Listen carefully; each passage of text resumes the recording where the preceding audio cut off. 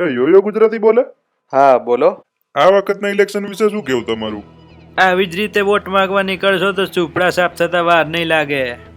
પાછલી ચૂંટણીના મેથી પાકનો હજુ ગાલ છે. જો તું રાજુભાઈને વોટ નહીં આપે તો પછી એવો હાલ થશે એ તને અંદાજોય નથી.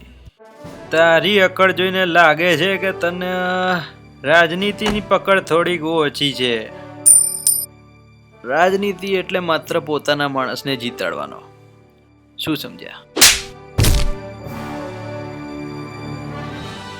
ડાપણની દાઢ આઈ નહીં ને ગોમમાં રાજનીતિ કરવા ને કર્યો છે. કોઈના કહેવાથી વોટ આલવા વાળો નપાવટ કહેવાય, નાગરિક નહીં. જે કામ કરશે એને જ મારો વોટ મળશે. હવ ઘેર જા અને કોમે લાગો, જાઓ. જય માતાજી.